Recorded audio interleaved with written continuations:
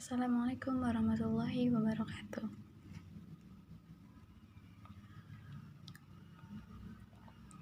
Dinten ieu urang diajar bahasa Sunda halaman 35 nyaeta kalimah parentah.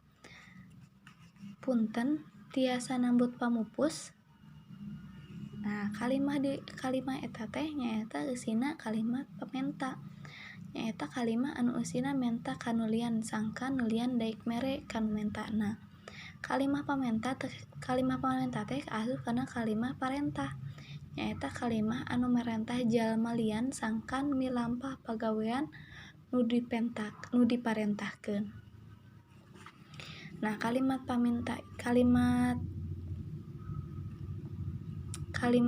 pamenta itu isinya untuk meminta orang lain supaya orang lain mau memberikan apa yang dipinta sama orangnya, sama kita misalnya. Nah, kalimah pamenta itu termasuk dalam kalimah parentah karena kita memerintahkan orang lain supaya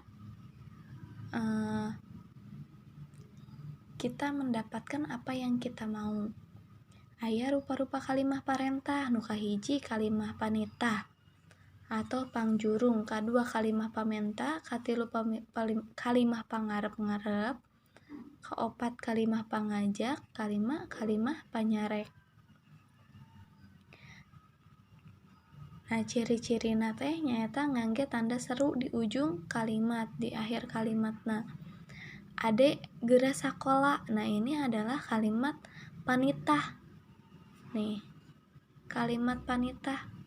Geura sakola nitah kan? Tapi itu juga termasuk kalimat parentah. Terus nomor 2, mah nyuhunkeun cau. Ini adalah kalimat pamenta yang termasuk dalam kalimat parentah. Nukatilu, mudah-mudahan hujana gancang raat. Nah, ini kan kalimah pangarep-ngarep ya. Ngarep-ngarep ngadoakeun. Nah, termasuk kalimah parentah. Nu kaopat, mangga kalebet Pak. Ini adalah kalimat pangajak.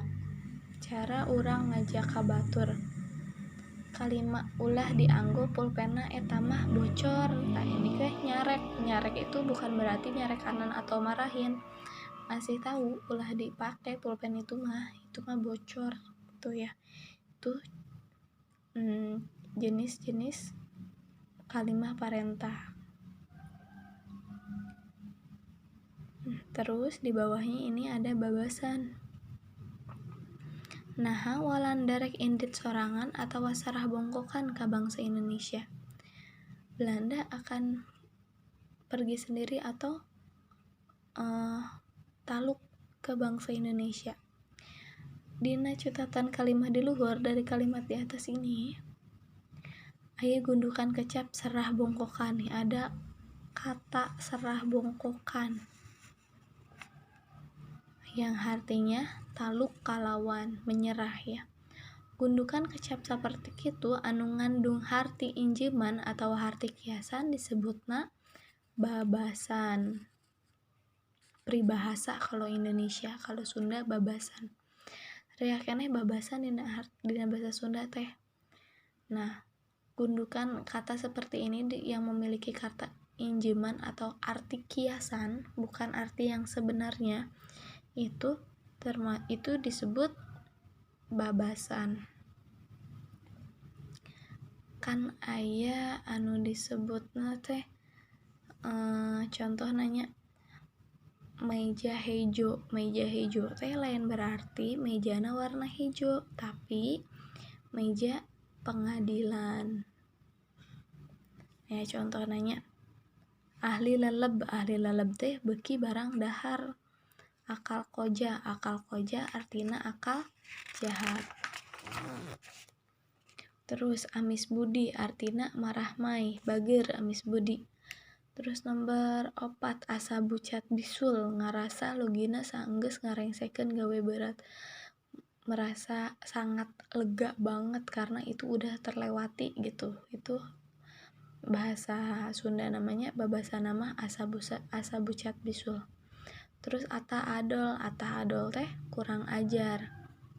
Aya bagja teu daulat, teu tulus menang bagja. Gak jadi menang kebahagiaan ya, mendapatkan kebahagiaan ya. Berat birit teh kebluk kedul hese dititah, tanu kebluk nu kedul nu hese dititah. Kalian yang udah kelas 6 tapi masih suka males buat disuruh, disebutnya berat birit. Bukan berarti berat itu kan berat, birit itu kan pantat, bukan berarti pantat kalian berat, tapi artinya kalian itu kebluk ya, kedul. Terus beak dengkak teh geus beak tarekah.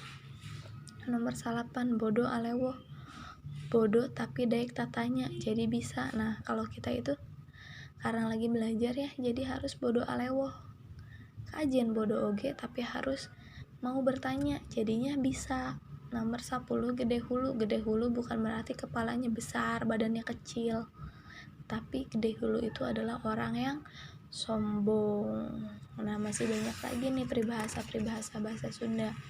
Sekarang tugasnya itu membuat kalimah parentah. Nah kalimah panitah itu bikin 2 kalimat di buku tulis, kalimat pamentahnya bikin 2, kalimat pangarapnya bikin 2, kalimat pagajaknya bikin 2, ini juga bikin 2, jadi ada 10 kalimat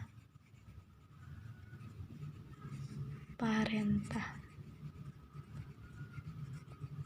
Ditulis di buku tulis, difotoin, diganti nama, terus diupload